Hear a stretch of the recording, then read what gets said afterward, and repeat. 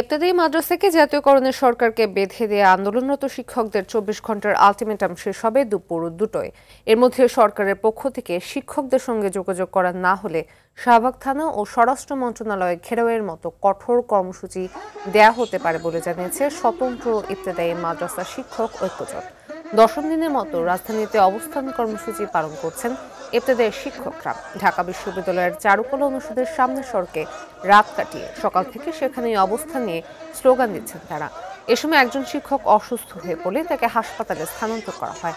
বাংলাদেশ মাদ্রাসা শিক্ষক পরিষদের পক্ষ থেকে ইবতেদায়ী শিক্ষকদের আন্দোলনে একাত্মতা জানানো হয়।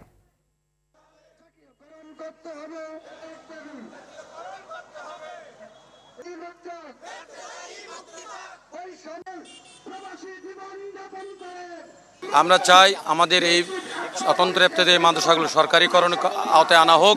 প্রেস ক্লাবের থেকে এখানে আসছি। এখানে আসার পরে পুলিশে আমাদের হামলা করছে। হামলার পরে আমরা এখানে এখন বর্তমান ৩ দিন ধরে এখানে অবস্থান করতেছি। দুইটার মধ্যেই সরকারের পক্ষ থেকে প্রতিনিধি এসে তাদের দাবি, আমাদের শিক্ষকদের দাবি মেনে নেওয়ার জন্য আমি সব অনুরোধ জানাচ্ছি। দুটার মধ্যে যদি সরকারের পক্ষ থেকে মেসেজ না পাই তাহলে দুটার পরেই আমাদের আন্দোলন বাস্তবিক সদস্য সচিব যিনি আছেন উনি পরবর্তী কর্মসূচি ঘোষণা দেবেন। দর্শক, চারুকলা অনুষদের সামনে থেকে আমাদের সঙ্গে সরাসরি যোগ দিচ্ছেন সহকর্মী অরণ্য গফুর। অরণ্য, খোলা আকাশের নিচে রাত কাটানো ইবতেদায়ী মাদ্রাসা শিক্ষকদের আন্দোলনের নতুন কি তথ্য আছে আপনার কাছে, আমাদের জানাবেন। ফাতিমা, গতকাল রাতে কিন্তু এই চারুকলা ইনস্টিটিউটের সামনে এই সড়কে কিন্তু নারী এবং পুরুষ উভয় শিক্ষকরাই কিন্তু এখানে রাত কাটিয়েছেন এই শীতের মধ্যে, এবং তারপরে সকাল থেকে কিন্তু আবার তারা তাদের অবস্থান কর্মসূচিকে চালিয়ে যাচ্ছেন এবং নানা রকমের শিক্ষক নেতারা বক্তব্য দিচ্ছেন এবং স্লোগান দিচ্ছেন শিক্ষকরা। এবং দুপুর ২টা পর্যন্ত কিন্তু তাদের আলটিমেটাম রয়েছে যে তাদের দাবি দেওয়া না মেনে নিলে পরবর্তীতে কিন্তু আরও কঠোর কর্মসূচি দেবে। বিশেষ করে গত ১০ দিন তারা নিরীহ কর্মসূচি চালিয়ে আসছেন শিক্ষকরা, কিন্তু এর ফলে সরকারের পক্ষ থেকে কিন্তু ইতিবাচক কোনো সাড়া তারা পাননি বা আলোচনার বসার জন্য কিন্তু তারা তেমন কোনো নিমন্ত্রণ পাননি। কিন্তু গতকাল যদিও শিক্ষা মন্ত্রণালয়ের পক্ষ থেকে তারা অভ্যন্তরীণভাবে একটি মিটিংয়ে বসেছিলেন বলে আমরা জানতে পেরেছি, কিন্তু সেখানে কি সিদ্ধান্ত হয়েছে অথবা শিক্ষকদের নিয়ে কি আলোচনা হয়েছে সেটাই শিক্ষকদের জানানোর কথা থাকলেও তাদেরকে জানানো হয়নি।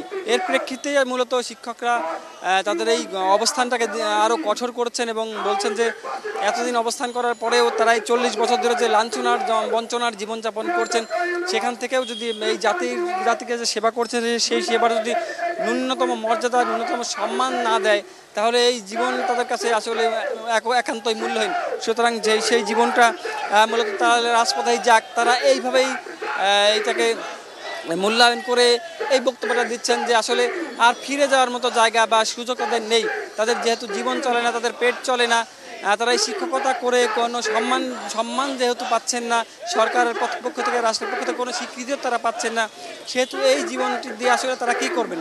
সুতরাং এই অবস্থানের থেকেই তারা কঠোর অবস্থানে আছেন এবং 2টা পর্যন্ত আমাদেরকে একটু অপেক্ষা করতেই হবে যে আসলে সরকারের পক্ষ থেকে শিক্ষকদের সঙ্গে যোগাযোগ করা হয় কি না।